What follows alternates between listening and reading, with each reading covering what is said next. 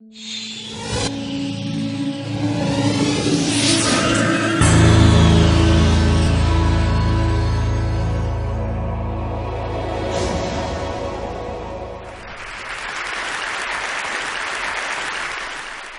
like to take you to another world, and I'd like to share a 45-year-old love story with the poor living on less than $1 a day.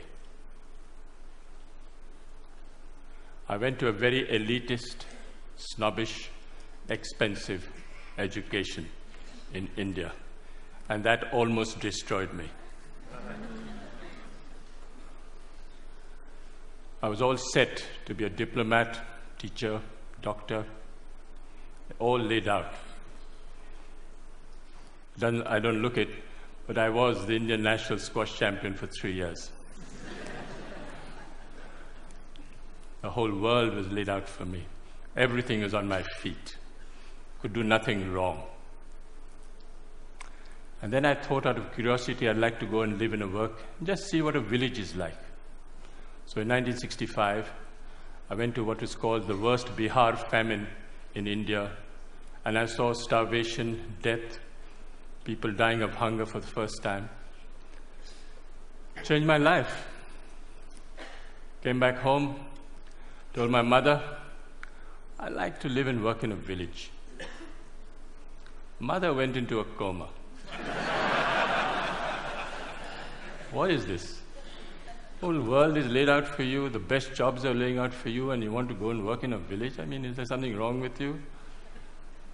I said, no, I've got the best education, it made me think, and I wanted to give something back in my own way. What do you want to do in a village? No job, no money, no security, no prospect. I said, I want to live and dig wells for 5 years. Dig wells for 5 years? You went to the most expensive school and college in India and you want to dig wells for 5 years?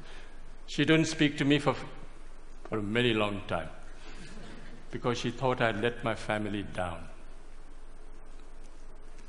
But then I was exposed to the most extraordinary knowledge and skills that very poor people have, which is never brought into mainstream, which is never identified, respected, applied on a large scale. And I thought I'd start a barefoot college only for the poor. What the poor thought was important would be reflected in the college. Went to this village for the first time. Elders came to me and said, are you running from the police? I said, no. You failed in your exam? I said, no. You didn't get a government job? I said, no. What are you doing here? Why are you here? The educational system in India makes you look at Paris and Delhi and Zurich. What are you doing in this village? Is there something wrong with you you're not telling us? I said, no. I want to actually start a college only for the poor. What the poor thought was important would be reflected in the college. So then they gave me some very sound and profound advice. They said, please, don't bring anyone with a degree and qualification into your college. So it's the only college in India where if you should have a PhD or a master's, you're disqualified to come. You have to be a cop-out or a washout or a dropout to come to our college. You have to work with your hands. You have to have a dignity of labor. You have to show that you have a skill that you can offer to the community and provide a service to the community. So we started the Barefoot College, and we redefined professionalism. Who is a professional? A professional is someone who has a combination of competence, confidence, and belief. A water diviner is a professional. A traditional midwife is a professional. A traditional bone setter is a professional. These are professionals all over the world. You'll find them in any inaccessible village around the world. And we thought that these people should come into mainstream and show that the knowledge and skills that they have is universal. It needs to be used, it needs to be applied, it needs to be shown to the world outside that these knowledge and skills are relevant even today. So the college works following the lifestyle and work style of Mahatma Gandhi. You eat on the floor, you sleep on the floor, you work on the floor. There are no contracts, no written contracts. You can stay with me for 20 years, go tomorrow. And no one can get more than $100 a month. You come for the money, you don't come to Barefoot College. You come for the work and the challenge, you come to the Barefoot College. That is where we want you to try crazy ideas. Whatever idea you have, come and try. Doesn't matter if you fail. Battered, bruised, you start again. It's the only college where the teacher is the learner and the learner is the teacher. And it's the only college where you don't give a certificate. You are certified by the community you serve. You don't need a paper to hang on the wall to show that you are an engineer. So when they said that, they said, well, show us what is possible. What are you doing? This is all mumbo-jumbo if you can't show it on the ground. So we built the first Barefoot College in 1986. It was built by 12 barefoot architects who can't read and write. Built on $1.50 a square foot. 150 people lived there, worked there. They got the Aga Khan Award for Architecture in 2002. But then they suspected, they thought there was an architect behind it. I said, yes, they made the blueprints, but the barefoot architects actually constructed the college. We are the only ones who actually returned the award for $50,000 because they didn't believe us and we thought that they were actually casting aspersions on the barefoot architects of Telonia. I asked a forester, high-powered, paper-qualified expert. I said, what can you build in this place? He had one look at the soil and said, forget it, no way, nothing can work. No water, rocky soil. I was in a bit of a spot, and I said, okay, I'll go to the old man in the village and say, what should I grow in this pot? He looked quietly at me and said, you build this, you put this, and it'll work. This is what it looks like today. Went to the roof, and all the women said, clear out. The men should clear out because we don't want to share this technology with the men. This is waterproofing the roof. It is a bit of jaggery, bit of urine, and a bit of other things I don't know, but it actually doesn't leak. Since 1986, it hasn't leaked. This technology, the women will not share with the men. It's the only college which is fully solar electrified. All the power comes from the sun. 45 kilowatts of panels on the roof and everything works off the sun for the next 25 years. So long as the sun shines, I have no problem with power. But the beauty is that it was installed by a priest, a Hindu priest who's only done 8 years of primary schooling. Never been to school, never been to college. He knows more about solar than anyone I know anywhere in the world. Guaranteed. Food, if you come to the Barefoot College, is solar cooked. But the people who fabricated that solar cooker are women. Illiterate women who actually fabricate the most sophisticated solar cooker. It's a parabolic Scheffler solar cooker. Unfortunately, they're almost half German. They're so precise. You'll never find Indian women so precise.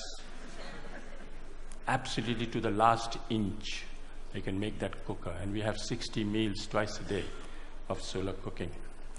We have a dentist. She's a grandmother, illiterate, who's a dentist. She actually looks after the teeth of 7,000 children.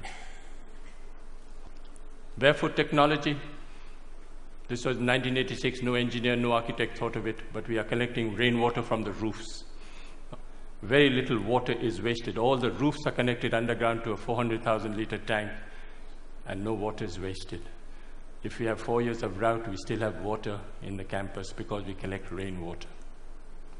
60% of children don't go to school because they have to look after animals, sheep, goats, domestic chores. So we thought of starting a school at night for the children. We call the night schools of Telonia. Over 75,000 children have gone through these night schools because it's for the convenience of the child. It's not for the convenience of the teacher. And what do we teach in these schools? Democracy, citizenship, how you should measure your land, what you should do if you're arrested, what you should do if your animal is sick. This is what we teach in the night schools. But all the schools are solar lit. Every 5 years, we have an election between 6 to 14-year-old children participate in a democratic process, and they elect a prime minister. The prime minister is 12 years old. She looks after 20 goats in the morning, but she's prime minister in the evening. She has a cabinet, Minister for Education, Minister for Energy, Minister for Health, and they actually monitor and supervise 150 schools for 7,000 children. She got the World's Children's Prize 5 years ago, and she went to Sweden. First time ever going out of a village, never seen Sweden, wasn't dazzled at all by what was happening. And the Queen of Sweden, who's there, turned to me and said, "Can you ask this child where she got her confidence from? She's only 12 years old, and she's not dazzled by anything." And the girl who's on her left turned to me and looked at the Queen straight in the eye and said, "Please tell her I'm the Prime Minister."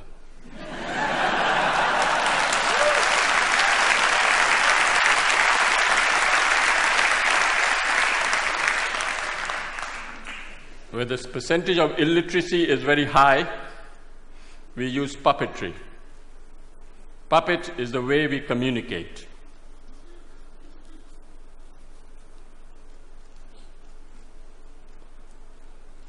You have Joachim Chacha, who's 300 years old. He's my psychoanalyst, he's my teacher, he's my doctor, he's my lawyer, he's my donor.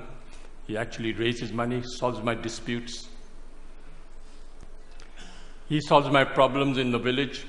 If there's tension in the village, if the attendance in the schools go down and there's a friction between the teacher and the parent, the puppet calls the teacher and the parent in front of the whole village and says, "Shake hands, the attendance must not drop." These puppets are made out of recycled World Bank reports.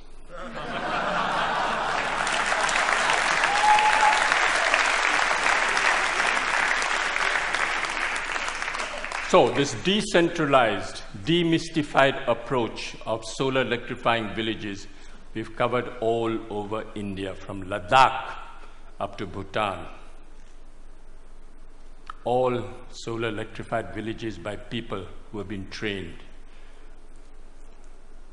When we went to Ladakh and we asked this woman, at minus 40, you have to come out of the roof because there's no place, it's all snowed up on both sides.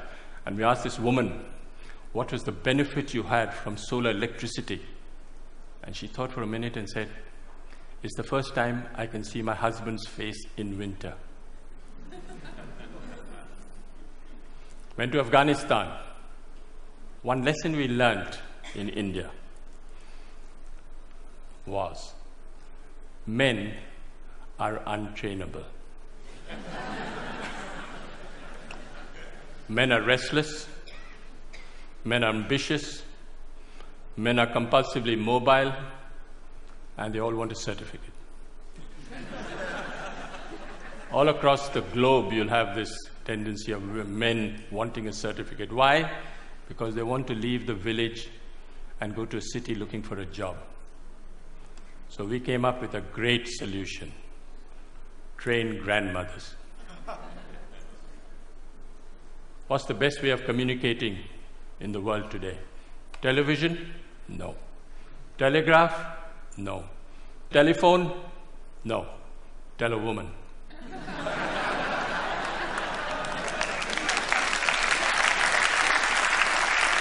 So we went to Afghanistan for the first time.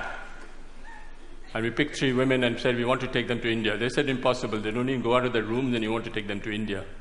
I said, I'll make a concession. I'll take the husbands along as well. So I took the husbands along. Of course, the women were much more intelligent than the men. In 6 months, how do we train these women? Sign language. You don't use the written word. You don't use the spoken word. You use sign language. And in 6 months, they can become solar engineers. They go back and solar electrify their own village. This woman went back and solar electrified the first village, set up a workshop. The first village ever to be solar electrified in Afghanistan were by the 3 women. This woman is an extraordinary grandmother, 55 years old, and she solar electrified 200 houses for me in Afghanistan, and they haven't collapsed. She actually went and spoke to an engineering department in Afghanistan and told the head of a department the difference between AC and DC. Didn't know. Those 3 women have trained 27 more women and solar electrified 100 villages in Afghanistan. We went to Africa and we did the same thing. All these women sitting in one table from 8, 9 countries, all chatting to each other, not understanding a word because they're all speaking the different language. But their body language is great. They're speaking to each other and actually becoming solar engineers. I went to Sierra Leone, and there was this minister driving down at the dead of night, comes across this village, comes back, goes into the village, says, well, what's the story? They said, these 2 grandmothers. Grandmothers? Minister couldn't believe what was happening. Where did they go? Went to India and back. Went straight to the president. He said, do you know there's a solar electrified village in Sierra Leone? He said, no. Half the cabinet went to see the grandmothers the next day. What's the story? So he summoned me and said, can you train me 150 grandmothers? I said, I can't, Mr. President, but they will. The grandmothers will. So he built me the first barefoot training center in Sierra Leone, and 150 grandmothers are being trained in Sierra Leone. Gambia. I went to select a grandmother in Gambia. Went to this village. I knew which woman I would like to take. The community got together and said, I'll take these 2 women. I said, no, I'm going to take this woman. They said, why? She doesn't know the language. You don't know her. I said, no, I like the body language. I like the way she speaks. Difficult husband. Not possible. Call the husband. Husband came. Swaggering. Politician. Mobile in his hand. Not possible. Why not? The woman, look how beautiful she is. I said, yeah, she's very beautiful. What happens if she runs off with an Indian man? That was the biggest fear. I said, she'll be happy. She'll ring up in a mobile. She went like a grandmother and came back like a tiger. She walked out of the plane and spoke to the whole press as if she was a veteran. She handled the national press, and she was a star. And when I went back 6 months later, I said, where's your husband? Oh, somewhere, doesn't matter. Doesn't matter. Doesn't matter. Success story.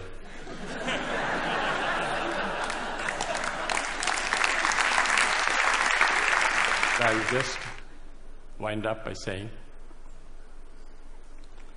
that I think you don't have to look for solutions outside. Look for solutions within and listen to people. They have the solutions in front of you. They're all over the world. Don't even worry. Don't listen to the World Bank. Listen to the people on the ground. They have all the solutions in the world. I'll end with a quotation by Mahatma Gandhi. First they ignore you, then they laugh at you, then they fight you, and then you win. Thank you.